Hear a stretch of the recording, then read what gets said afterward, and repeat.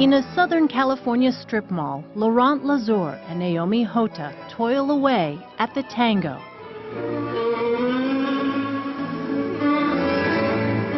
"4 hours a day of exhausting effort, so their tango will seem effortless.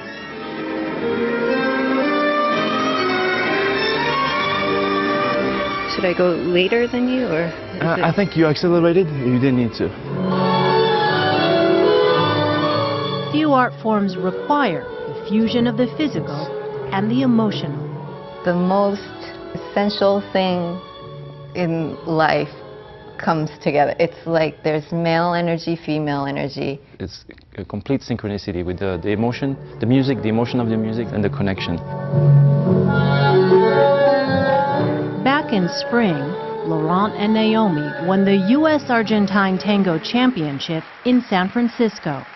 That victory earned the couple a trip here to the 2013 Tango World Cup in Buenos Aires, the capital of Argentina and birthplace of the tango. Buenos Aires moves with a rhythm all its own.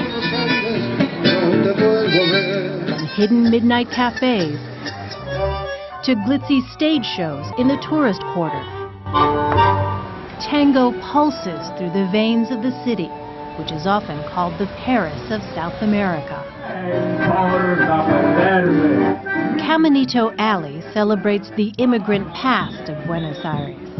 Beyond the postcard shops, there are remnants of the 1880s dockside tenement world, a melting pot of immigrants from Italy and Spain, along with former slaves from Africa. They didn't know, they didn't speak nothing, just they met there, to drink or make parties, and they create this kind of dancing in between. Together. And Argentine people too, of course. Julio Balmaceda is a tango star and a popular dance instructor. He says, much like jazz in New Orleans, early tango was popular in the city's red light district. Young thrill seekers flocked to local dance halls called milongas, where the scandalous dance was all the rage. All these kind of people escape to see this kind of, this kind of milonga with prostitutes, with all this. It was forbidden for some of these people. Yes. In the early 20th century, tango found its way to Paris, where it became a massive hit. Soon, Hollywood was also swooning. Who could resist the passionate moods of Rudolph Valentino? It was tango's golden age, now celebrated at Argentina's National Tango Museum, where antique instruments and the well-worn shoes of dancing idols are revered relics.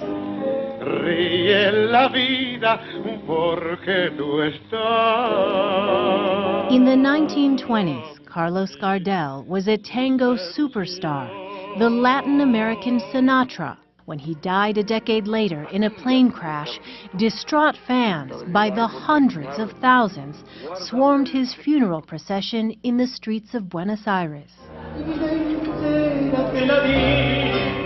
Today, in historic neighborhoods, locals still pack half-century-old nightclubs, mixing melancholy music and traditional dancing with their Sunday afternoon coffee.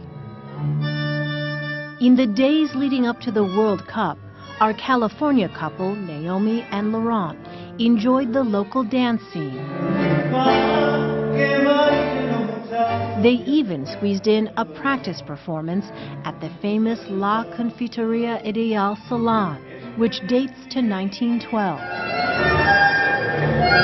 The nostalgic trappings here make La Ideal a favorite haunt of folks like 86-year-old Rocky Pepe. Tango has been his passion since he was a teenager. Rocky still steps lively every week. Dancing, he says, keeps him young. I think I will dance until my legs no longer can hold me up, Rocky says. That and the good Lord willing. In fact, tango can take a lifetime to master. But change. But Julio Balmaceda says it's a dance anyone can learn. Even a total rookie like me. Oh, well, great!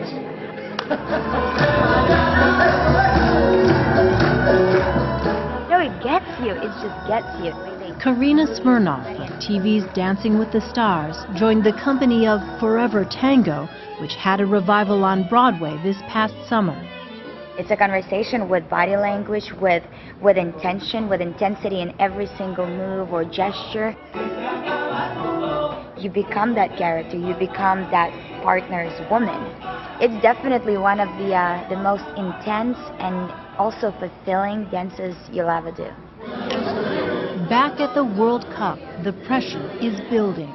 It is the moment of truth for the American team of Naomi and Laurent. All that stands between them and Tango glory, 1,200 of the best dancers in the world, thousands of fans, and a brutally demanding panel of judges. The teams must perform to 3 unannounced songs.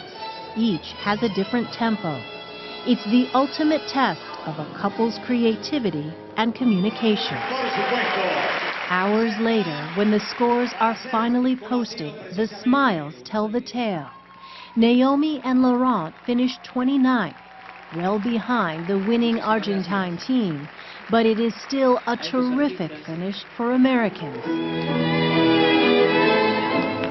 They are among the best tango dancers in the world, and having it happen in Buenos Aires makes it all the sweeter.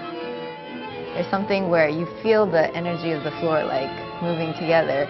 It's almost like there's something pouring out of the old buildings and the 40s, 50s music that we dance to. It echoes off of the walls and like there's something, it's very magical.